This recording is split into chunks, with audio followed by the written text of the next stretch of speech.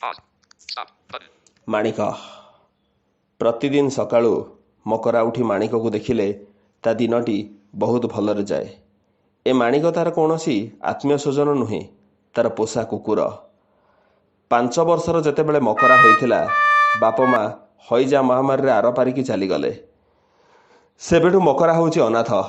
ଦିନସାରା ଏଠି ସେଠି ମୂଲ ଲାଗେ, ଯିଏ ଯାହା ଦେଲା ସେଇଥିରେ ରାତିରା ସେ ଚଳିଯାଏ।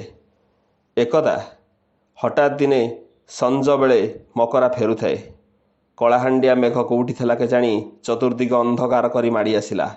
ଖୁବ୍ ଜୋରରେ ବର୍ଷା ପବନ ହୋଇଥିଲା, ବିଜୁଳି ଘଡ଼ଘଡ଼ି ମଧ୍ୟ ମାରିଥିଲା।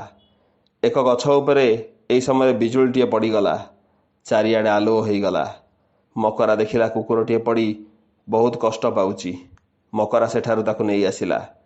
ନିକଟରେ ଥିବା ପଶୁ ଡାକ୍ତରଖାନାକୁ ନେଇ ଚିକିତ୍ସା କରି ତାକୁ ଭଲ କରିକି ଆଣିଲା। ସେଦିନଠୁ ମକରା ପାଇଁ ତାର ଏଇ ପୋଷା କୁକୁର ମାଣିକ ସବୁକିଛି। ଗାଁ ଲୋକେ ଏଥିପାଇଁ ତାକୁ କେତେ ଟାହିଟାପରା କରି ନିନ୍ଦା ଅପବାଦ ଦିଅନ୍ତି, କେତେ ଗାଳି ଖଜିତ କରନ୍ତି। ମକରାର ସେଥିପ୍ରତି ଭ୍ରୂକ୍ଷେପ ନଥାଏ। ସେ ଜାଣିଛି ତା ମାଣିକଟି ସବୁଠୁ ଶାନ୍ତ ଓ ସରଳ। ମକରା ଖାଏ ଓ ମାଣିକକୁ ଖାଇବାକୁ ଦିଏ। ଗଲାବେଳେ ତାକୁ କହେ, ହେଇଟି ଘର ଜଗି ଥିବୁ, ମୁଁ ଆସିବି, ବୁଝିଲୁ। ସନ୍ଧ୍ୟାବେଳକୁ ଆଇଲା ବେଳକୁ ତୋ ପାଇଁ ଗୋଟେ ଭଲ ଜିନିଷ ଆଣିବି। ମକରା କାମକୁ ଚାଲିଯାଏ। ସେଦିନ ମକରା କାମରୁ ଫେରି ଦେଖିଲା ତ ତାର ଅଗଣାରେ ଅନେକ ଲୋକ ରୁଣ୍ଡ ହୋଇଛନ୍ତି। ବହୁତ ଜୋରରେ ପାଟିରୁଣ୍ଡ କରୁଛନ୍ତି। ମକରା ସେମାନଙ୍କୁ କାରଣ ପଚାରିଲା। ସମସ୍ତେ କହିଲେ ଗୋଟେ ଛୋଟ ଛୁଆଟିକୁ ମାଣିକ କାମୁଡ଼ିକି କ୍ଷତ ବିକ୍ଷତ କରିଦେଇଛି ବୋଲି। ମକରା କିନ୍ତୁ ଏକଜିତ୍। ସେ କହିଲା, ନା, ଏହା ମିଥ୍ୟା। ମୋ ମାଣିକ କେବେ ଏ କାମ କରି ନପାରେ। ତମମାନେ ମିଛ କହୁଛ। ଗାଁ ଲୋକେ ତାକୁ କିନ୍ତୁ ଧମକ ଦେଇ କହିଲେ, ତତେ ଆଜିଠୁ ଆମେ ନିଆଁ ପାଣି ବାସନ୍ଦ କରିଦେଲୁ। ଏକଘରିକିଆ ହେଇଯାଏ ମକରା। ସେ ଯାଇ ଦେଖେ ମାଣିକ ନିସ୍ତେଜ ହୋଇପଡ଼ିଛି। ତା ପାଟିରୁ ଫେଣ ବାହାରୁଛି, ଦେହ ସାରା ତାର କ୍ଷତ ବିକ୍ଷତ ଚିହ୍ନ। ନିକଟରେ ଥିବା ଏକ ପଶୁ ଡାକ୍ତରଖାନାକୁ ସେ ତାକୁ ନେଇଯାଏ। ଡାକ୍ତର ସେଠାରେ କୁହନ୍ତି, ସର୍ପ ଆଘାତରେ କୁକୁର ମାଣିକର ମୃତ୍ୟୁ। ମକରା ବହୁତ ଭାଙ୍ଗି ପଡ଼େ। ନିଜ ଭିତରକୁ ଚାଲି ଆସେ ମଲା କୁକୁରଟିକୁ ଧରି। ଏହି ସମୟରେ ଜଣେ କେହି ଆସି ଗାଁର କହେ, ମକରାରେ, ତୋ ମାଣିକର କିଛି ଭୁଲ ନଥିଲା। ସେ ଛୁଆଟି ଯେତେବେଳେ ଏକୁଟିଆ ଘରେ ଥିଲା, ସାପଟିଏ ତାକୁ ଆକ୍ରମଣ କରିବା ପାଇଁ ସେ ଘରକୁ ପଶିଯାଇଥିଲା। ମାଣିକ ନିଜ ଜୀବନକୁ ବାଜି ଲଗେଇ ସେ ସାପ ସାଙ୍ଗେ ଲଢ଼ିଥିଲା।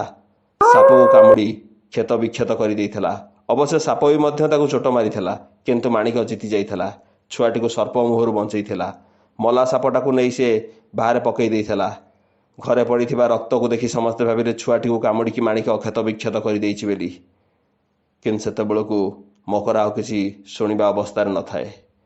ଧୀରେ ଧୀରେ ତାର ମାନସିକ ସ୍ଥିତି ବିଗିଡ଼ିବାରେ ଲାଗିଥାଏ।